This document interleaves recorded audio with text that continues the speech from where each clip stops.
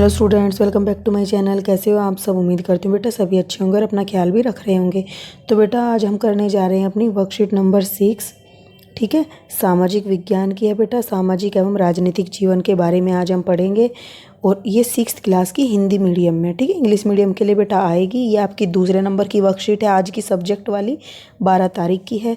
तो चलिए स्टार्ट करते हैं बेटा। ये टॉपिक एक जनरल वर्कशीट जैसा ही है जो आप पढ़ चुके हो पहले भी। ठीक है, हमारे देश में विभिन्न जाति, धर्म, नस्ल आदि के लोग साथ मिलकर रहते हैं। उनका खान पान, भाषा एवं रहन सहन भी अलग है, परंतु हम सब साथ मिलकर रहते हैं। तो इसी को ही क्या बोला जाता है? विविधता बोला जाता है। कि जहाँ पर अलग अलग रहन खान पीन वाले, रहने सहने वाले, तौर तरीके वाले एक साथ मिलकर रहते हैं, तो वो क्या है? विविधता है। ठीक है, जब लोग पूर्वाग्रह या रूढ़िबद्ध धारणाओं यानी कि सुनी सुनाई बातों के आधार पर व्यवहार करते हैं तो वह भेदभाव कहलाता है। तो विविधता तो वो है बेटा जहाँ पर अलग अलग तरीके के लोग रहते हैं, अलग अलग भाषाओं को, अलग अलग धर्मों को मानने वाले। ठीक है, और एक ही जगह पर रहते हैं। और भेदभाव बेटा वो होता है कि जब क्या करते हैं हम किसी पहले से ही सुनी सुनाई बातों पर या पहले से ही मान लेते हैं। जैसे तुमने अभी पढ़ा होगा अपनी लास्ट वर्कशीट में बेटा पूर्वाग्रह के बारे में, कि जैसे क्या होता है कि ये मान लेते हैं गांव के लोग कंजूस होते हैं। ठीक है, तो ये सब पूर्वाग्रह हैं, ऐसा मान लेते हैं और हम फिर ऐसे ही ट्रीट करते हैं उनको। तो ऐसे ही और जो कि गलत होती हैं धारणाएं, जिनको हम फिर अपने मन में बैठा लेते हैं। तो ये होता है भेदभाव का तरीका। तो इसको बोलते हैं भेदभाव करना। जब हम इस तरीके से, कोई व्यक्ति ऐसा ना हो हम तब भी उसको ऐसा ही बताते हैं, क्योंकि हमने पहले से अपनी सोच बना ली है। ठीक है, तो वो भेदभाव की कैटेगरी में आ जाता है। अब बेटा प्रतिदिन हमारे आसपास लड़के लड़कियों में होने वाले भेदभाव को हम महसूस करते हैं।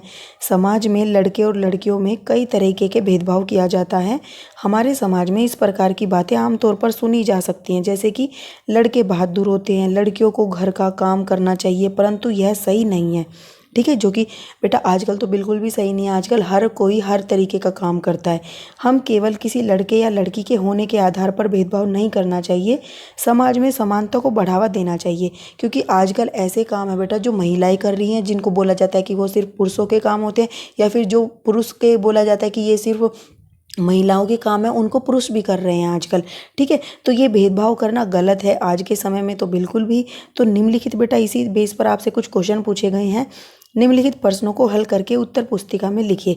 आमतौर पर मुक्केबाजी को पुरुषों का खेल माना जाता है, पर खाना पकाना महिलाओं का कार्य माना जाता है। परंतु संजीव कपूर ने खाना पकाने व मैरी कॉम या सरिता देवी ने मुक्केबाजी में नई ऊंचाइयां प्रदान की हैं।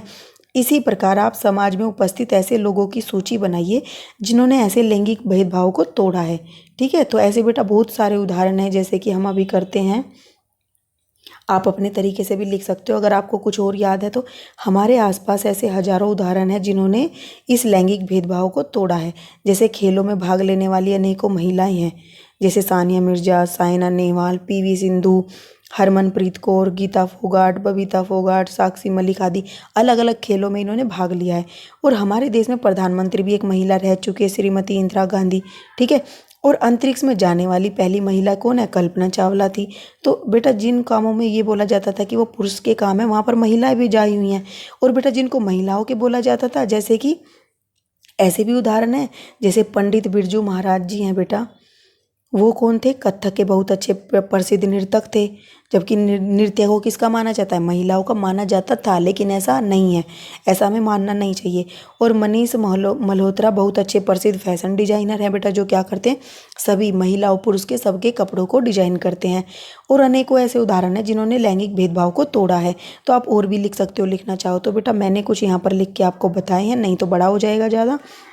अब नेक्स्ट क्वेश्चन क्या है बेटा कि विविधता हमारे जीवन को किस प्रकार समृद्ध करती है? अपने जीवन को किसी एक उदाहरण के माध्यम से स्पष्ट कीजिए। तो बेटा देखो, मैंने एक उदाहरण लिखा, आप अपने तरीके का जो रियल हो वो लिख देना। विविधता हमारे जीवन को कई प्रकार से समृद्ध करती है, हमें कई कई नई नई और अलग अलग चीज़ें सिखाती है। जैसे मेरी एक फ्रेंड गुजराती है जो गुजराती में बोलती है, वह मुझे भी बोलना सिखाती है। साथ ही वह रोज़ अलग अलग प्रकार की गुजराती व्यंजन जैसे ढोकला, फाफड़ा, उत्पम आदि लेकर आती है, जिसको मुझे खाने में भी बहुत मज़ा आता है। और साथ ही खाली समय में वह मुझे गरबा भी सिखाती है। और जब मैं एक बार घूमने के लिए गुजरात गई तो क्या होगा बेटा, देखो जब वो गुजरात घूमने जाएगी और वो गुजरात की सारी चीज़ें उसको सिखाती है तो वो वहाँ करेगी। तो मैंने वहाँ पर सभी से गुजराती में बात की, मुझे भी बहुत अच्छा लगा यह सब करके। इस प्रकार से विविधता हमारे जीवन में हमें कई नए तौर तरीके सिखाती है। ठीक है, आप इस तरीके से अपना कोई रियल एग्जाम्पल लिख सकते हो, उदाहरण दे सकते हो, जिससे आप बताओगे कि विविधता क्या करती है, हमें अलग अलग तरीक़ों से समृद्ध बनाती है।